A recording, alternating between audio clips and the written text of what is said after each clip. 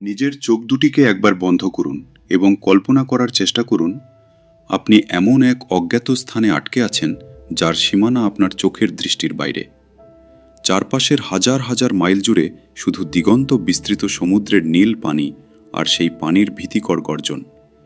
কোনো মানুষ নেই, কোনো সভ্যতা নেই, মনের কথা শেয়ার করার মতো একটা পরিচিত কণ্ঠ নেই, কোনো মোবাইল নেটওয়ার্ক নেই, এমনকি আপনার মনের দীর্ঘশ্বাস শোনার মতো কোনো বোবা প্রাণীও সেখানে অবশিষ্ট নেই।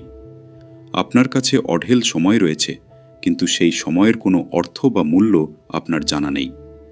আপনার শরীরে প্রাণ আছে, হৃদয়ে স্পন্দন আছে, কিন্তু বিশ্বাস করুন, সেই পরিবেশে জীবিত থাকাটা প্রতিদিন তিলে তিলে মৃত্যুবরণ করার চেয়েও শতগুণ বেশি যন্ত্রণাদায়ক। আমরা মানুষ, আমরা একাকিত্বকে ভয় পাই, কিন্তু প্রকৃতি যখন কোনো মানুষকে সমাজ ও সভ্যতা থেকে চিরতরে বিচ্ছিন্ন করে দেয়, তখন সেই মানুষের মানসিক অবস্থা কেমন রূপ নিতে পারে। আমরা অনেকেই ক্ষোভের বশে বলি, আমার কাউকে প্রয়োজন নেই, আমি একাই ভালো আছি। কিন্তু চরম নিঃসঙ্গতা আর নীরবতা কিভাবে একজন মানুষের মস্তিষ্ক, বিশ্বাস এবং মানসিক ভারসাম্যকে এক মুহূর্তে চুরমার করে দিতে পারে, তা যদি আপনি খুব কাছ থেকে নিজের অনুভূতি দিয়ে স্পর্শ করতে চান, তবে আপনাকে দেখতে হবে 2000 সালের বিখ্যাত কালজয়ী মাস্টারপিস সিনেমা কাস্টঅ্যাওয়ে। আজকের এই আলোচনা শুধুই একটা বিমান দুর্ঘটনা কিংবা এক নির্জন দ্বীপে বেঁচে থাকার লড়াইয়ের সাধারণ কোনো গল্প নয়। এটি মানব সভ্যতার সীমানা ছাড়িয়ে মানুষের সহ্যশক্তির শেষ সীমার গল্প। এটি ভালোবাসার গভীরতা এবং নিদারুণ ট্র্যাজেডির এক অলিখিত অধ্যায়। আজ আমরা এই অসাধারণ মুভিটির গভীরে প্রবেশ করব, প্রতিটি দৃশ্য অনুভূতির নিখুঁত তুলিতে বিশ্লেষণ করব। তাই ভিডিওটির একটি সেকেন্ডও স্কিপ না করে শেষ পর্যন্ত আমাদের সাথে যুক্ত থাকুন।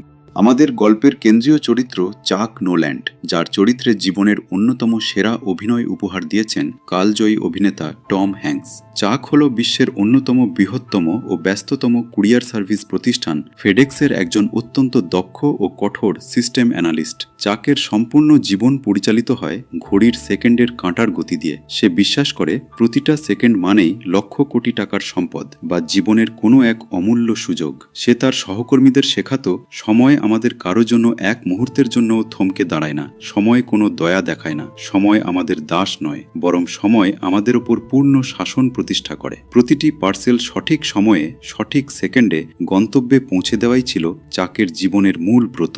কিন্তু দিনরাত ঘড়ির কাঁটার পেছনে ছুটতে থাকা এই যান্ত্রিক মানুষটার বুকের ভেতরেও ভালোবাসার এক শান্ত সুশীতল নদী প্রবাহিত হচ্ছিল, আর সেই নদীর নাম কেলি।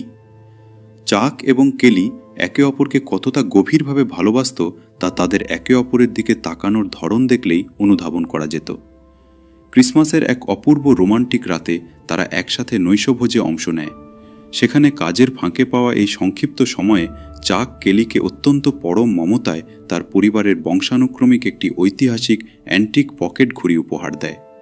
সেই ঘড়িটির বিশেষত্ব ছিল, ঘড়ি ঢাকনা খুললেই কেলির একটি অপরূপ হাসিমুখের ছবি ভেসে উঠত। চাক কেলিকে প্রতিশ্রুতির বাঁধনে বেঁধে বলেছিল খুব শীঘ্রই তারা বিবাহবন্ধনে আবদ্ধ হবে এবং নতুন এক জীবন শুরু করবে। কিন্তু নিয়তির অদৃশ্য নিয়মে যে কত বড় ঝড় তাদের জন্য অপেক্ষা করছিল তা হয়তো কোনো সাধারণ মানুষের পক্ষে আঁচ করা সম্ভব ছিল না। ভালোবাসার সেই সুবর্ণ মুহূর্তগুলো হৃদয়ে ধারণ করার আগেই চাকের ফোনে একটা জরুরি কল চলে আসে। কোম্পানির অতি জরুরি কাজের প্রয়োজনে তাকে অবিলম্বে মালয়েশিয়াগামী একটি পণ্যবাহী বিমানে চড়তে হবে। বিমানবন্দরে ট্যাক্সির দরজার পাশে দাঁড়িয়ে কেলিকে বিদায় জানানোর সময় চাক তার কপালে চুমু দিয়ে বলেছিল, I will be right back, আমি এখনই ফিরে আসব। কিন্তু তারা দুজনই জানত না, এই এখনই ফিরে আসা শব্দগুচ্ছের পেছনে লুকিয়ে আছে বছরের পর বছর ধরে অপেক্ষা, নিঃশব্দ কান্নার প্লাবন এবং নিঃসঙ্গতার এক অসীম অন্ধকার। চাক ফেডেক্সের বিশালাকার পার্সেলবাহী বিমানে চেপে দিগন্তহীন প্রশান্ত মহাসাগরের উপর দিয়ে যাত্রা করছিল।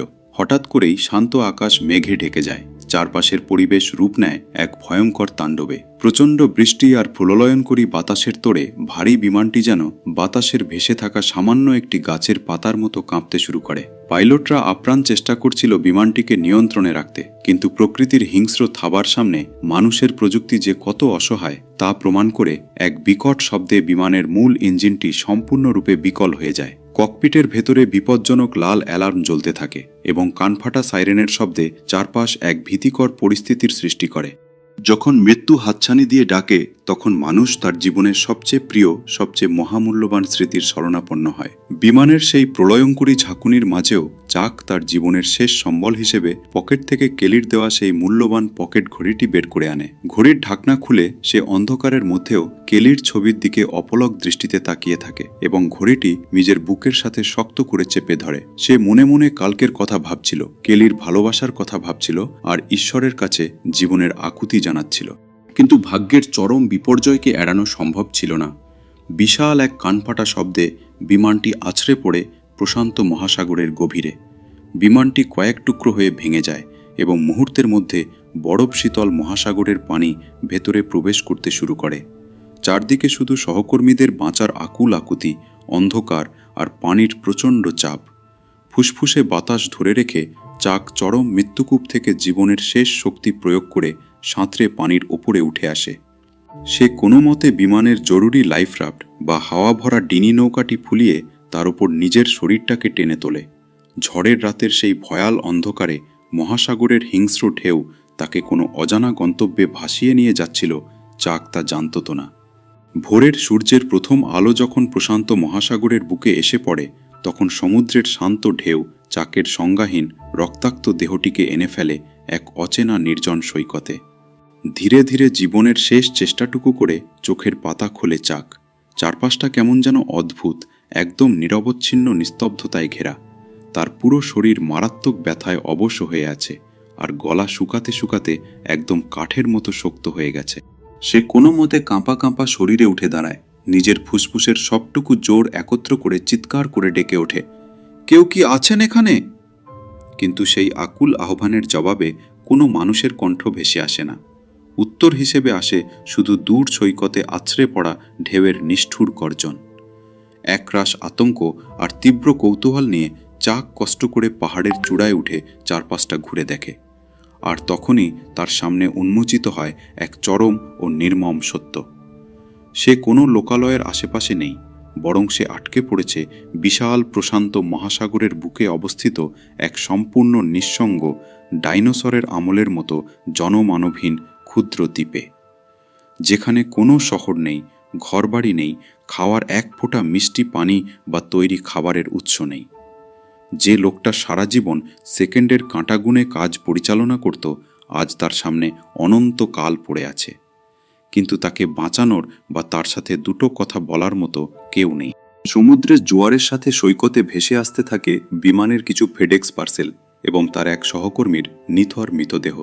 সহকর্মীর সেই শান্ত লাশটি দেখে চাকের চোখের জল বাঁধ মানে না। নিজ হাতে সৈকতের তপ্ত বালু খুঁড়ে সে পরম শ্রদ্ধায় সহকর্মীকে কবর দেয়। এরপর ভেসে আসা পার্সেলগুলোকে সে নিজের গচ্ছিত সম্পদ মনে করে পরম যত্নে গুহার ভেতরে জড়ো করে রাখে। তীরের বালুতে বড় বড় হরফে লিখে রাখে হেল্প। প্রথম প্রথম চাক প্রতিদিন সমুদ্রের দিকে তাকিয়ে থাকত। সে ভাবত হয়তো কাল সকালেই ফেডেক্স কোম্পানি বা কোস্ট গার্ডের কোনো হেলিকপ্টার তাকে খুঁজতে আসবে। কিন্তু দিন যায়, সপ্তাহ পার হয়, মাস ঘুরে বছর আসতে থাকে। আকাশে কোনো বিমানের শব্দ পাওয়া যায় না। চাক ধীরে ধীরে অনুধাবন করে সে আজ পৃথিবীর মানচিত্র থেকেই চিরতরে মুছে গেছে। এক আধুনিক যান্ত্রিক শহরের সভ্য মানুষকে যদি কোনো সরঞ্জাম ছাড়া এরকম এক বিপজ্জনক দ্বীপে একা ফেলে দেওয়া হয়, তার জীবন যে কতটা ভয়াবহ নরকতুল্য হতে পারে তা চাকের প্রতিটি পদক্ষেপে প্রমাণিত হচ্ছিল।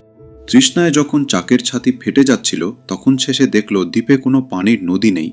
তৃষ্ণা মেটাতে তাকে শেষ পর্যন্ত খুব ভোরে উঠে গাছের বড় বড় পাতার ওপর জমে থাকা শিশির বিন্দু আর বৃষ্টির পানি জিভ দিয়ে চেটে চেটে পান করতে হতো। এক ফোঁটা পানির জন্য একজন মানুষকে পাতার ওপর মুখ ঘষতে হচ্ছে, ভেবে দেখুন পরিস্থিতি কতটা করুণ ছিল। ক্ষুধার যন্ত্রণায় যখন চাকের পেট চোঁ চোঁ করছিল, সে সৈকতে থাকা নারকেল কুড়িয়ে আনে। কিন্তু সেই নারকেলের শক্ত ছোবড়া ছাড়ানো বা ভাঙার মতো কোনো ছুরি বা অস্ত্র তার কাছে ছিল না। ভাগ্যক্রমে একটি ভেসে আসা পার্সেলে সে এক জোড়া আইস স্কেট জুতো পেয়েছিল। সেই জুতোর নিচে থাকা ধারালো লোহার ব্লেডটিকে সে ব্যবহার করে নারকেলের শক্ত চামড়া কাটার জন্য। হাতে ধারালো লোহা চেপে ধরে নারকেল কাটতে গিয়ে তার হাতের তালু কেটে রক্তে ভেসে যেত। পাথর দিয়ে নারকেল ভাঙতে গিয়ে নখ উল্টে যেত। তবুও বেঁচে থাকার জন্য কাঁচা নারকেলের পানি আর কাঁচা মাছ খেয়েই তাকে দিন কাটাতে হয়েছে। কাঁচা মাছের আঁশটে গন্ধে প্রথম প্রথম তার পেট গুলিয়ে বমি চলে আসত। কষ্টের এখানেই শেষ নয়। একদিন গুহার অন্ধকারে হাঁটতে গিয়ে তার খালি পায়ে এক বিষাক্ত ধারালো সামুদ্রিক কোরাল ঢুকে যায়। চামড়া দ্বীপের হাড় কাঁপানো রাতে বুনো পশুর ভয় আর ঠান্ডা থেকে বাঁচতে তার আগুন জ্বালানো অত্যন্ত জরুরি হয়ে পড়েছিল। চাক আদিম যুগের মানুষের মতো দুটি শুকনো কাঠে কাঠ ঘষে আগুন জ্বালানো নিরন্তর চেষ্টা করতে থাকে। ঘন্টার পর ঘন্টা চেষ্টা করতে করতে তার হাতের তালুর ছাল চামড়া উঠে গিয়ে তা থেকে তাজা রক্ত ঝরতে শুরু করে। বারবার চেষ্টা করেও যখন আগুন জ্বলছিল না, তখন রাগে, ক্ষোভে, শারীরিক ব্যথায় এবং সীমাহীন হতাশায় পাগল হয়ে চাক একটি ভেসে আসা ভলিবলকে তার রক্তমাখা হাত দিয়ে শক্ত করে আঁকড়ে ধরে দূরের সৈকতে আছড়ে মারে। কিছুক্ষণ পর নিজের ভুল বুঝতে পেরে চাক কাঁদতে কাঁদতে বলটি কুড়িয়ে আনে। সে লক্ষ্য করে বলের ওপর তার নিজের হাত থেকে লাগা রক্তের ছোপ ছোপ ছাপ লেগে এক অদ্ভুত মানুষের মুখের অবয়ব তৈরি হয়েছে। সে একটা শুকনো কাঠি দিয়ে সেই রক্তের ছাপের ওপর চোখ, নাক আর মুখের আকৃতি ফোটায় এবং বলটির নাম দেয় উইলসন। হ্যাঁ বন্ধুরা, এই নির্জীব ভলিবল উইলসনই হয়ে উঠেছিল চরম একাকিত্বে ভুগতে থাকা চাকের একমাত্র বন্ধু, তার একমাত্র পরম সহচর। চাক উইলসনের সাথে কথা বলতো, মনের গহীনে জমে থাকা কষ্টের কথাগুলো উইলসনের কাছে বলে হালকা হতো। এভাবে দেখতে দেখতে 4টি দীর্ঘ বছর কেটে যায়। চাকের মাথার চুল আর দাড়ি বেড়ে বুনো মানুষের মতো রূপ নেয়। না খেতে পেয়ে তার শরীর শুকিয়ে হাড় বের হয়ে পড়ে। কিন্তু এই নরককূপের মধ্যেও তার বুকের ভেতরে দুটি আশা শেষ নিঃশ্বাস পর্যন্ত জীবিত ছিল। এক, কেলির সেই ছবিসহ পকেট ঘড়িটি, আর 2, একটি বিশেষ ফেডেক্স পার্সেল যা সে কখনোই খোলেনি। চাক প্রতিদিন সেই পার্সেলটির দিকে তাকিয়ে নিজেকে প্রতিজ্ঞা করত, আমি এই দ্বীপে মরব না, আমি এই পার্সেলটি একদিন সঠিক মালিকের কাছে পৌঁছে দেবই। 4 বছর পর একদিন সমুদ্রের জোয়ারে একটি প্লাস্টিকের বড় টুকরো সৈকতে এসে পড়ে। চাকের মনের ভেতরে থাকা বাঁচতে চাওয়া মানুষটা নতুন করে গর্জে ওঠে। সে বোঝে এই প্লাস্টিকের টুকরোটিকে পাল হিসেবে ব্যবহার করে সমুদ্র পার হওয়া সম্ভব। সে মাসের পর মাস ধরে গাছের মোটা গুড়ি কেটে এবং শক্ত লতাপাতা দিয়ে এক মজবুত কাঠের ভেলা প্রস্তুত করে। চাকের মতে এই নিঝুম অভিশপ্ত দ্বীপে পচে মরার চেয়ে সমুদ্রের উত্তাল ঢেউয়ের বুকে নিজের জীবন বাজি রাখা হাজার গুণ উত্তম।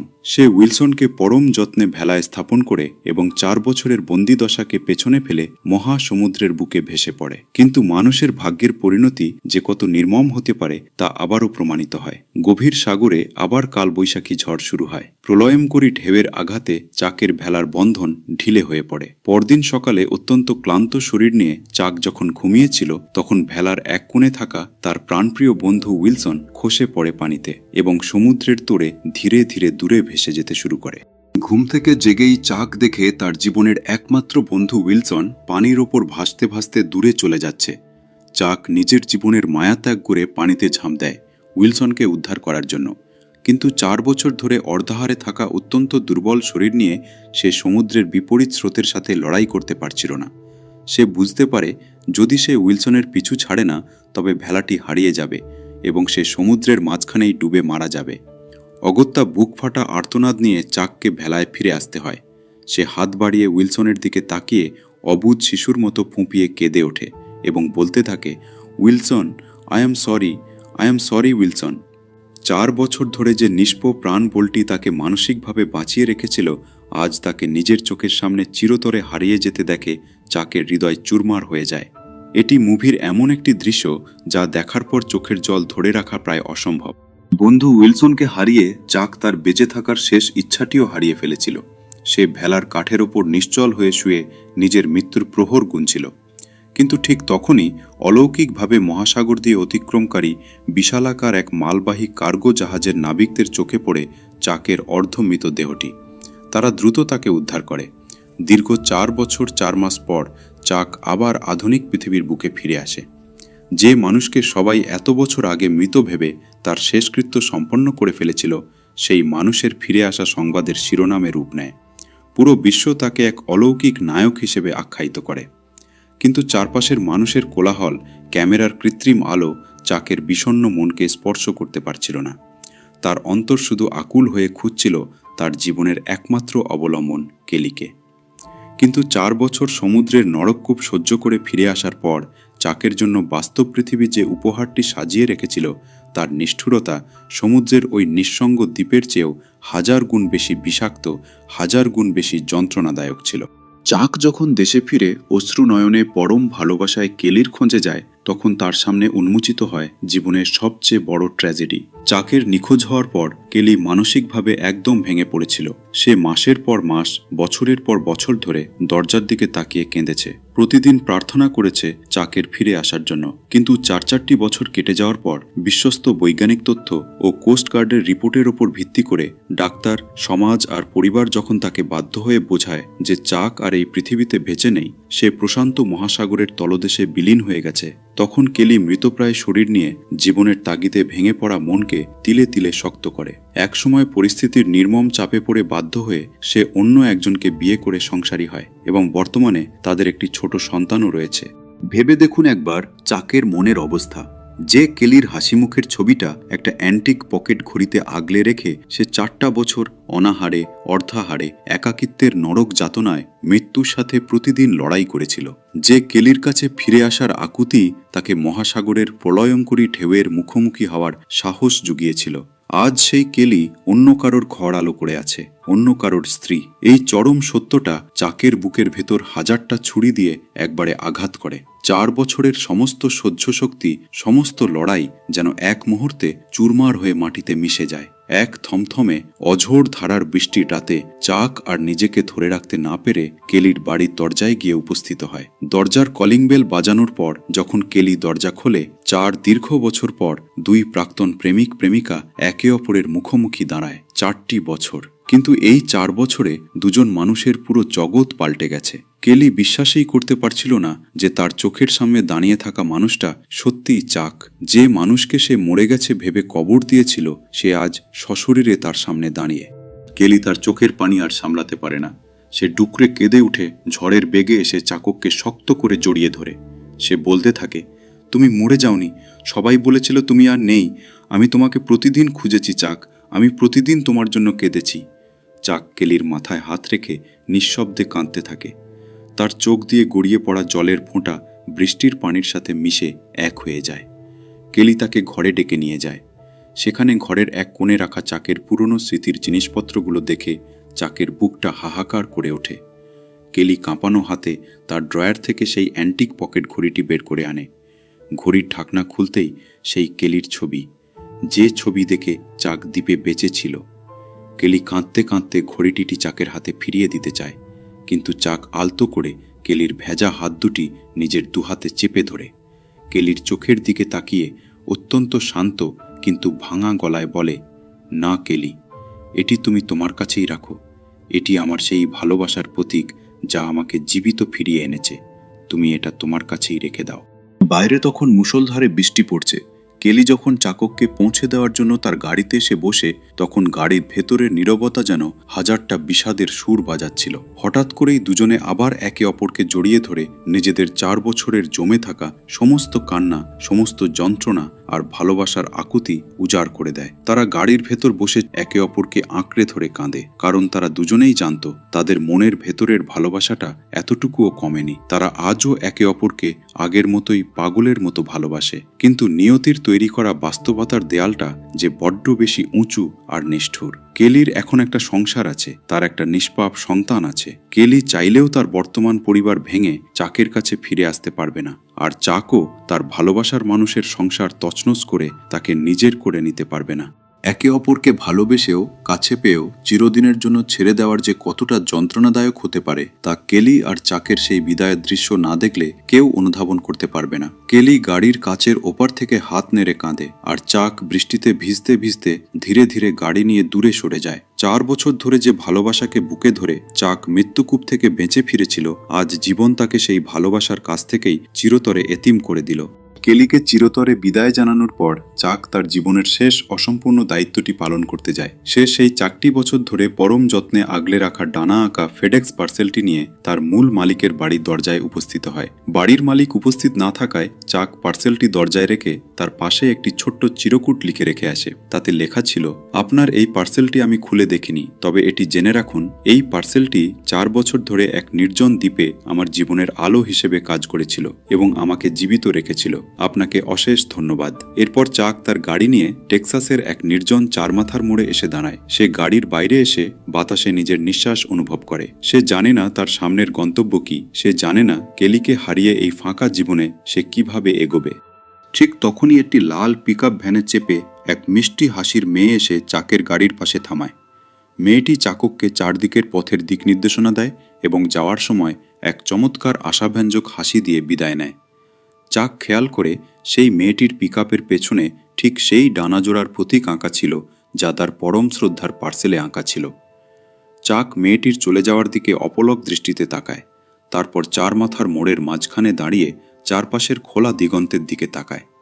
তার মুখের কোণে ফুটে ওঠে এক শান্ত আত্মবিশ্বাসী হাসি। চাক আজ বুঝতে পেরেছে, জীবন যতই নির্মম হোক, জীবন আমাদের থেকে যতই প্রিয় জিনিস কেড়ে নিক না কেন, আমাদের পথচলা থামানো যাবে না। কারণ সমুদ্রের জোয়ার ভাটার মতোই আগামীকাল সকালে সূর্য আবারও উঠবে। আর কে বলতে পারে আগামীকালের হাওয়া আমাদের জীবনের তীরে কী নতুন উপহার বা আশা নিয়ে হাজির হবে। প্রিয় দর্শক, কাস্টাওয়ে শুধু একটি কাল্পনিক গল্প নয়, এটি মানব জীবনের এক অনন্য দর্শন। চাকের এই মহাকাব্যিক গল্প আমাদের শেখায় কিভাবে চরম অন্ধকারেও আশার প্রদীপ জেলে রাখতে হয়। আপনার মতে চাকের জীবনের সবচেয়ে বড় ট্র্যাজেডি কোনটা ছিল? 4 বছর একা দ্বীপে নরক যন্ত্রণা সহ্য করা, নাকি ফিরে এসে কেলিকে অন্য কারোর স্ত্রী হিসেবে দেখা? আপনার মূল্যবান মতামত আমাদের কমেন্ট বক্সে লিখে জানান। ভিডিওটি ভালো লাগলে লাইক দিন এবং এমন ইমোশনাল ও তথ্যবহুল সিনেমা এক্সপ্লেনেশন পেতে আমাদের চ্যানেলটি এখনই সাবস্ক্রাইব করে বেল আইকনটি প্রেস করে রাখুন। দেখা হবে পরবর্তী ভিডিওতে। সবাই ভালো থাকুন, সুস্থ থাকুন। ধন্যবাদ।